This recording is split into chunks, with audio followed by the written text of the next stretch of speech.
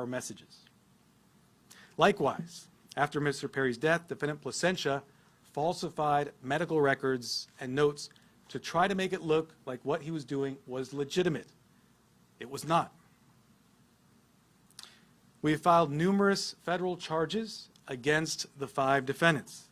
These charges include conspiracy to distribute ketamine, distribution of ketamine resulting in death, maintaining drug-involved premises for that drug-selling emporium the defendant Sanya had, altering and falsifying records related to a federal investigation for those false medical notes and records that defendant Placentia made, and multiple other drug trafficking counts. Of course, the defendants are presumed innocent until proven guilty. The penalties these defendants face are very significant.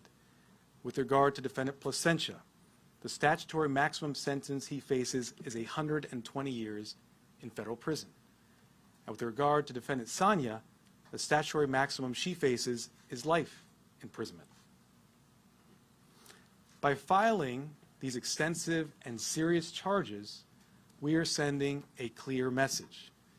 If you are in the business of selling dangerous drugs, we will hold you accountable for the deaths that you cause. This is nothing new for us. Since 2022, my office has filed over 60 cases against drug dealers who've caused the death of another person. These cases are known as death-resulting cases. They are labor-intensive cases, and we work with our law enforcement partners, including ones represented here today, to bring those cases. Our office is a national leader in bringing those cases. They're very important because every victim's life counts. If you are in the drug selling business and you're selling dangerous drugs, you are playing roulette with other people's lives, just like the 5 defendants here did to Mr. Perry. Defendants nowadays are on full notice that the products they sell could result in the death of another person. Therefore, if you're in the drug business, and despite these risks you continue in the drug business, you are pushed by greed to gamble with other people's lives, be advised, we will hold you accountable. I want to thank our partners in this case, the Los Angeles Police Department, the Drug Enforcement Administration, and the U.S. Postal Inspection Service. These investigators did a phenomenal job digging into the case, looking at every angle to develop a case, a strong case against not only those who killed Mr. Perry, but also Mr. McLaury. I want to note that these cases are important and will continue to collaborate with our law enforcement partners to bring them, to ensure that justice is brought to every victim. And finally, let me thank the prosecutors responsible for the investigation and the prosecution of this case. Those are Assistant United States Attorneys Ian Yanello and Xiaohan Tsai. And now I'd like to introduce Chief of Los Angeles Police Department, Dominic Choi.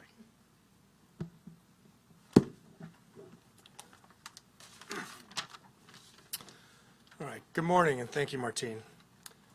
You know, while it's tragedy that brings us all here together, I'm happy to stand here knowing that these dangerous individuals are no longer on the streets and they won't be able to harm anyone else.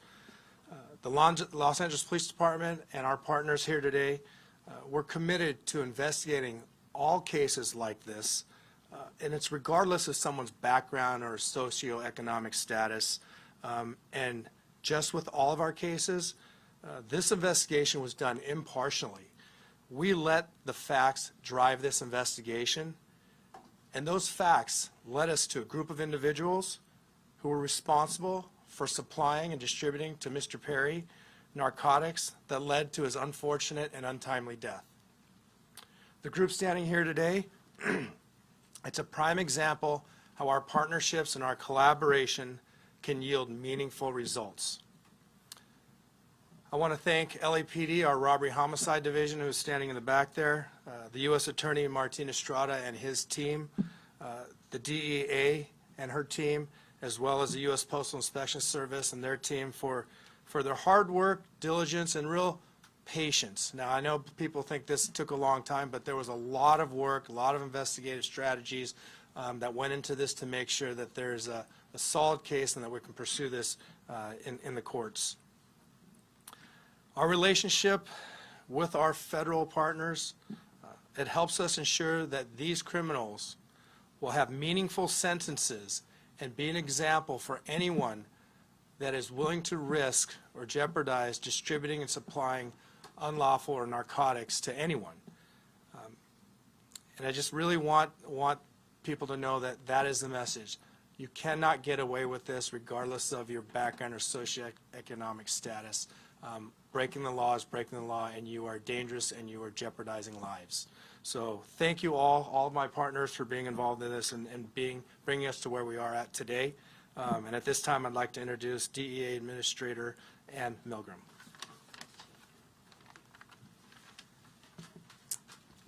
Good morning. Today we announce charges brought against 5 individuals who together are responsible for the death of Matthew Perry. Each of the defendants played a key role in his death. They falsely prescribed, sold, or injected the ketamine that caused Matthew Perry's tragic death. In the United States, most forms of ketamine are only approved by the Food and Drug Administration for anesthesia, a nasal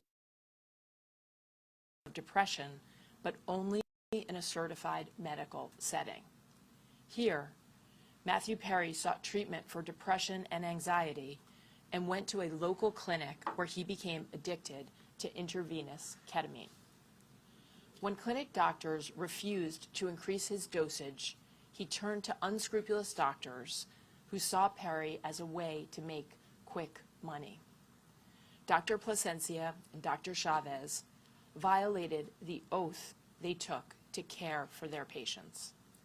Instead of do no harm, they did harm so that they could make more money.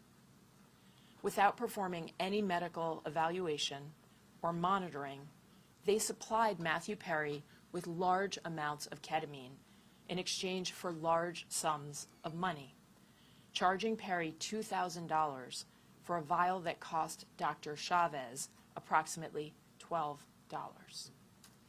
As Matthew Perry's ketamine addiction grew, he wanted more, and he wanted it faster and cheaper.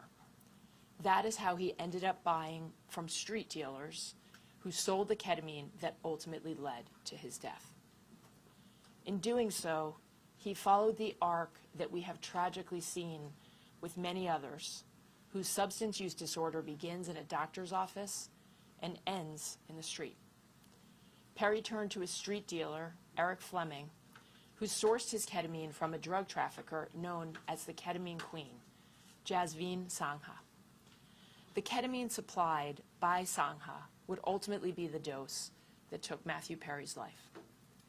Sangha knew that the ketamine she supplied could be deadly, since in 2019 she had sold ketamine to Cody McLaury, who died at the age of 33. But despite this knowledge, she continued to sell ketamine and methamphetamine throughout Los Angeles. Matthew Perry's journey began with unscrupulous doctors who abused their position of trust because they saw him as a payday, and it ended with street dealers who sold him ketamine in unmarked vials. The desperation that led Perry to these individuals was not met with help, as it should have been from the doctors, but instead it was met with exploitation. Exploitation by those who should have guided him toward help. This betrayal of trust is at the heart of this tragedy. Since 2023, DEA has investigated nearly 500 drug poisoning and overdose cases just like Matthew Perry's. We run a national initiative known as OD Justice, where we work with our state and local law enforcement partners to conduct investigations after someone has passed away. And it is important to note that the national model we today have in every 50 state across the United States is based on the work that started here in Los Angeles.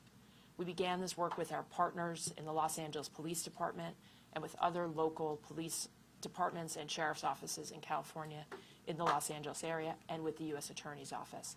and today it stands as our national model for this critical work. Together, as part of OD Justice, we work to bring justice for the lives that have been lost and to stop others from dying.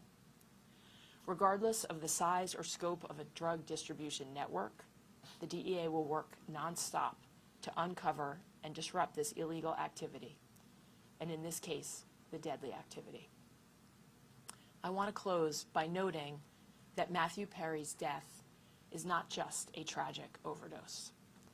After his 2020 book openly discussed his struggles with substance use disorder, Matthew Perry told podcast host Tom Power that he would prefer to be remembered for helping people rather than for his work on Friends as Chandler Bing.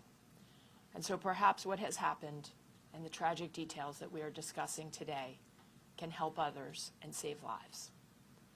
I want to thank the Los Angeles Police Department, the United States Postal Inspection Service, and the United States Attorney's Office in the Central District of California for their tremendous partnership and their outstanding dedication to this case.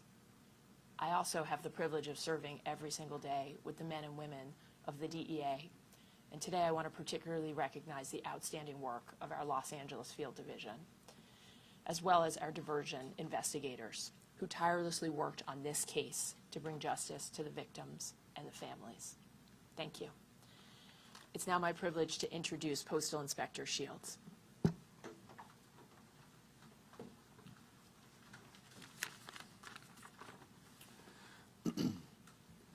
Good morning, and again, welcome. I'd like to thank U.S. Attorney Martin Estrada for his tireless dedication to protecting the residents of the Central District of California and his partnership with the Postal Inspection Service. As the nation's oldest law enforcement agency, the Postal Inspection Service has had a long, proud, and successful history of combating criminals who misuse our nation's postal system and cause harm to our employees and customers. This is our mission. In this case, our agency, in partnership with the Los Angeles Police Department, the Los Angeles Drug Enforcement Administration, and the U.S. Attorney's Office, worked to seize, search, and analyze evidence that has culminated in arrests and a dismantling of the group that is responsible for providing the ketamine and the reported contributed to the death of Matthew Perry. In this case, these individuals knowingly and willfully distributed ketamine to Mr. Perry as he struggled to overcome addiction, which ultimately led to Mr. Perry's tragic demise. Unfortunately, every day in this country, families are grieving for their loved ones lost to drug overdoses. We want these families and the American public to know that the Postal Service will not be an unwitting accomplice to anyone using the U.S. mail to distribute illegal drugs or drug paraphernalia. The Inspection Service continues to work tirelessly to rid the mail of illicit drugs, fight drug trafficking and the associated violence, preserve the integrity of the mail, and most importantly, provide a safe environment to postal employees, customers, and the American public.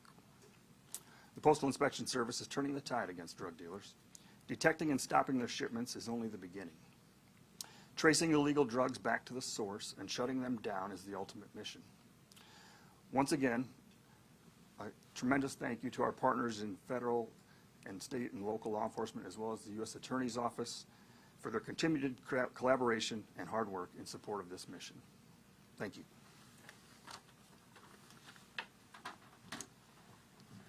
I'll now do brief remarks in Spanish, and then we'll do questions and answers. Where are the Spanish language reporters? Hold up your hands. Okay, great. Hoy anunciamos cargos criminales federales en conexión con la muerte del actor Matthew Perry. Nuestra investigación ha revelado una gran red criminal responsable por el tráfico de ketamina en grandes cantidades. Esta red incluía a un asistente personal para el señor Perry, 2 médicos y una narcotraficante conocida como la reina de la ketamina. Hemos archivado cargos federales contra 5 acusados. Estos acusados vendieron ketamina al actor Matthew Perry y vendieron ketamina en grandes cantidades, 70 viales de ketamina. Estos acusados sabían que lo que hacían era muy peligroso. Hablaban en palabras codificadas. Estos acusados sabían que lo que estaban haciendo causaba un riesgo al señor Perry. Por supuesto, dos de ellos eran doctores, médicos. Pero, sin embargo, estos acusados siguieron vendiendo ketamina al señor Perry. A estos acusados les importaba más el efectivo que la vida humana. Desde 2022, mi oficina ha archivado más que 60 casos contra narcotraficantes responsables por la muerte de otra persona. Estos casos son muy importantes porque la vida de cada víctima es importante. Con todos esos casos, como en este caso, mandamos un mensaje muy claro. No vamos a tolerar a los narcotraficantes que apuestan con las vidas de otras personas. We'll now do question and answer. Any questions? Yes. My first question is, the person that found Matthew Perry in the hot tub, is that also one of the people who's being charged in this case? Is that the assistant?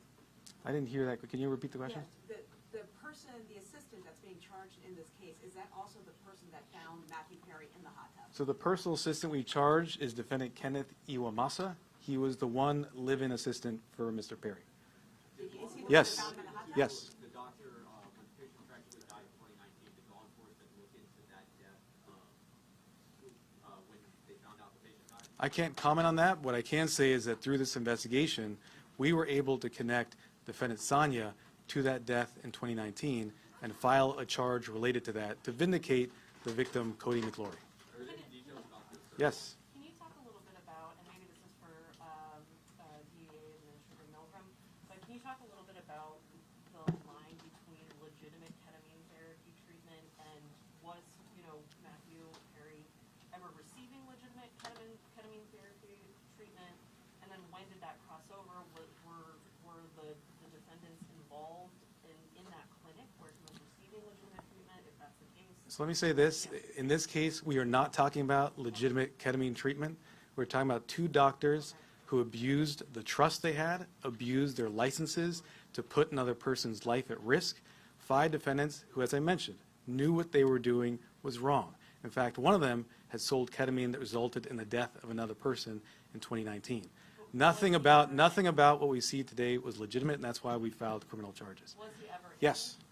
Is this the beginning of an enforcement effort specifically against ketamine? I know you mentioned past cases, 60 cases, and DEA mentioned it as well. Is there going to be a focus specifically on ketamine? I think what you've seen is that this is not the beginning, but a continuation of an enforcement effort against synthetic drugs of all kinds.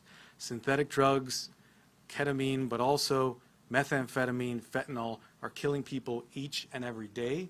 We in law enforcement and with the U.S. Attorney's Office are on a campaign to address this and send a message that if you sell drugs, it results in the death of another person, the consequences will be severe. Any details about the search warrant? ¿Nos puede decir de los doctores que fueron detenidos? Hay dos doctores que son los acusados en este caso, el doctor Plasencia y el doctor Chávez. Los dos están acusados en este caso. El doctor Plasencia fue arrestado hoy en la mañana. El doctor Chávez ya ha sido preso y también ya ha declarado su culpabilidad. Any details about the search warrant as to when it was executed, besides the drugs, any other items that they have been seized or recovered? So with regard to defendant Sanya, that search warrant was executed earlier this year. During that search, as I mentioned, we found not just 80 vials of ketamine, thousands of pills containing methamphetamine, cocaine, bottles of Xanax and other illegally prescribed drugs, and drug-selling paraphernalia. As I mentioned, it was a drug-selling emporium. You have your hand up in the middle. Nikki's going to put that into tonight. Are there any other celebrities involved in this investigation? And if so, who? I've mentioned the defendants in this case. We have 5 defendants. The lead defendants are defendants Jasvine Sanya, Salvador Plasencia. We also have defendants Mark Chavez, another medical doctor. We have defendant Kenneth Iwamasa and defendant Eric Fleming. We look at the evidence. We see where that goes. We don't charge people based on whether they're celebrities or not celebrities. We charge them based on the evidence.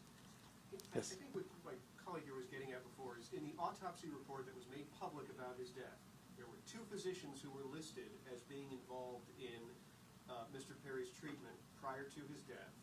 one of them was involved in what appeared to be legitimate therapeutic use of ketamine. Is there any indication that the people who were doing the off-label recreational use were connected with the legitimate therapy he was getting at any point? And So then what I'll second- tell you is, before we get to your second, what I'll tell you is that in our cases, we go where the evidence leads us. We also respect patient privacy. What I will say is an autopsy was conducted. That autopsy showed Mr. Perry died as a result of the acute effects of ketamine. I won't go into further detail about Mr. Perry's personal history. Okay. Yes. And then Were any of the five charged on your radar prior to Perry's overdose? I can't comment on that. What I will say is the investigation is ongoing, but what we're announcing today are serious federal charges against these 5 defendants, supported by an extensive investigation.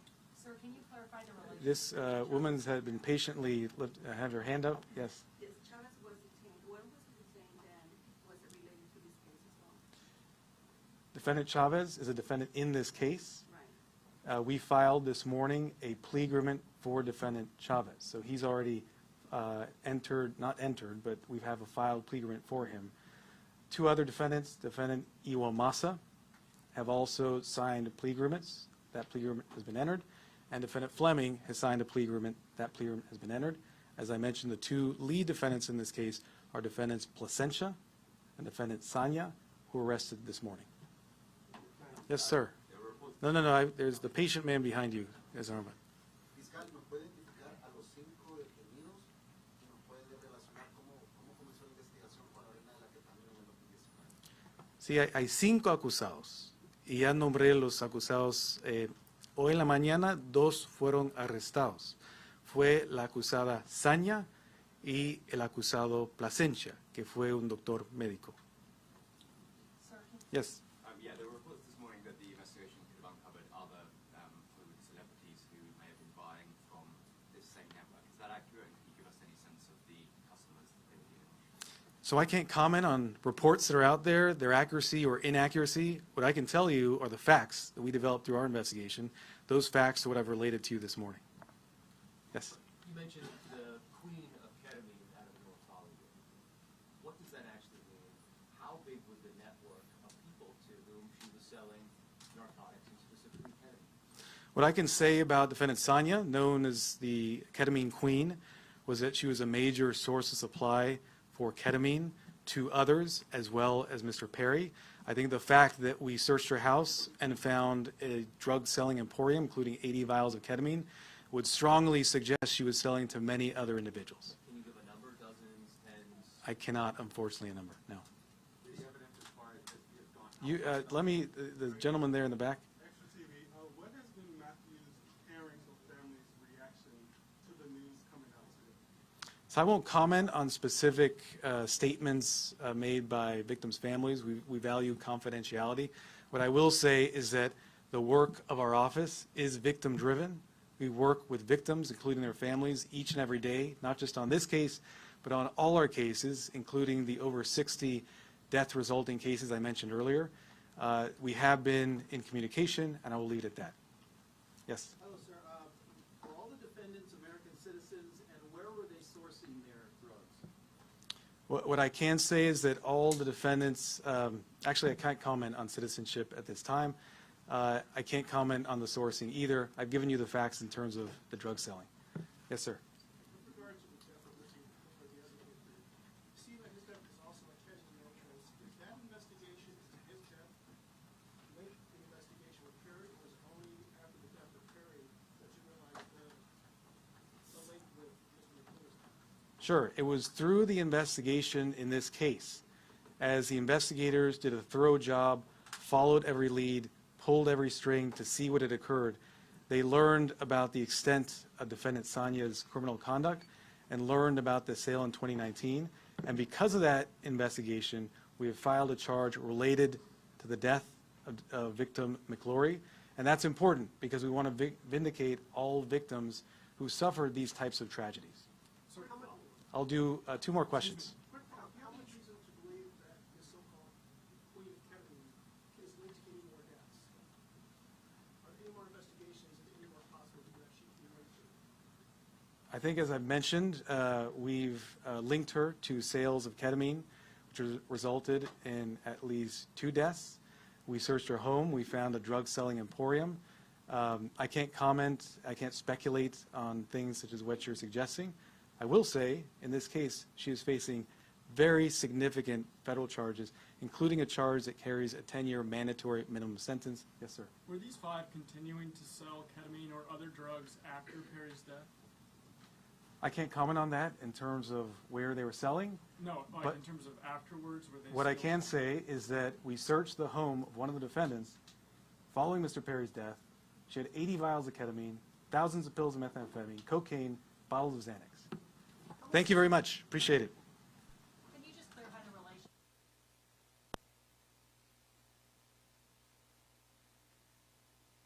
Sale of ketamine, or were they connected? So last question, because you've been so patient. We charge a conspiracy here. The conspiracy is against all 5 defendants for selling ketamine to Mr. Perry. Thank you so much.